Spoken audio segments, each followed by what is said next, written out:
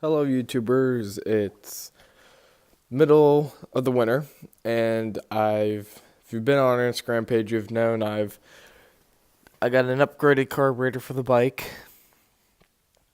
Um, so I decided I'm just gonna give you my review on this performance upgrade for the 66 to 80 to 49cc motorized bike parts or motorized bike carburetor. Straight from the factory. It looks nice. It comes with one hose, which is this little orange piece here. It was a lot longer. It was actually my overflow, but um, I'm using it to adapt this vent to this hose, which is smaller diameter, inner diameter, to the vacuum line on the vacuum port on the other side. So it's venting all the gas out of here into there and a little bit out here. So, uh, let's see. I had to do some modifications straight from factory. The biggest one is right here. The original barb here, when I called about it, they said it's straight up from here. Well, guess what? They were wrong. It's 45 from the top of the carburetor.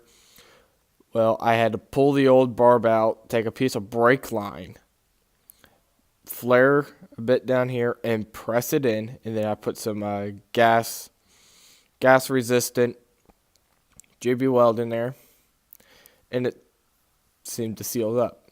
Another one, the bushing that goes inside your clamp here, that was way too large for my reed valves. But it came with a piece of a little PVC pipe. I cut it and turned the inner diameter out big enough to work on this. Also, the clamp up here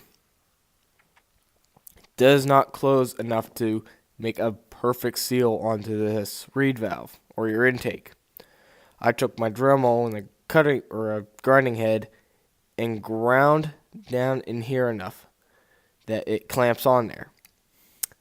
Another one, this air filter, the hose clamp that it comes with is way too big, and as you can see, there's hardly any room for it. It's actually up on my seat post here. So I had to cut the rubber down a bit just to get it on, then wrap this hose clamp around it. All hunky-dory there. Now, the throttle line, which is this one here, this is the old one from the old carburetor. As I was working with it, this outer plastic was breaking off. Not very good. And also the choke line here. When I was putting the new choke cable on, the little lead end was way too big to even slide into it. Took me about an hour with the Dremel just to make it big enough. Also, the throttle. There was about a quarter to a half inch of throttle play before even moving the plunger. I took care of that with, I can't remember how I took care of that, but it'll come to me. Also, the choke cable, the choke lever that it came with was cheaper than, it was just low on end. Honestly, pulling it with my finger would have been stronger than what that choke was. So running the old choke, the upgraded choke from a choke lever from a different bike. The line here, this kill switch wire, this just feels cheap. It just feels too cheap. The throttle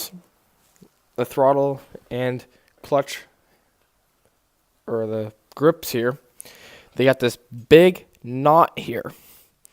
If you're hard riding like I do, like with no suspension, and you're just romping it real hard, this hurts your hands because you have to keep a tight grip on here. That just hurts your hands after a couple minutes. But, oh well. So, other than that, straight in from the factory, I slopped it on there, took it out, put a little fuel in it, and kicked it. Ran fine. Well, bogged a little, but the bike ran. Some real fine tuning later. Well, not hardly any tuning later. I am getting more power, more top end, and there's no bogging. It just, you tap that throttle and you're gone. So, that's it on the carburetor. You might have seen the switch here. Well, this is my old homemade kill switch for the engine from the old throttle cable or twist throttle setup. I've turned it into my headlight switch with a little cutting with the Dremel. I can get it all the way to where the switch is sitting right here. But I have it in a comfortable position where I can sit here and pull my clutch, and just real quick with my thumb I can just flick it on, flick it off, on, off real quick. And that will turn on my front LED and my rear halogen light, which I plan on swapping to LED soon. And that's pretty much it for complaints on this bike. I do plan in the future to get another one of these things. This thing has just been so much fun. I'm thinking of getting another bike more like this, but make it more like an off-road friendly bike and just turn this into a full-on race bike. So, like, comment, subscribe. Pretty soon I'm going to have more videos with the Jake out plowing. So, adios for now.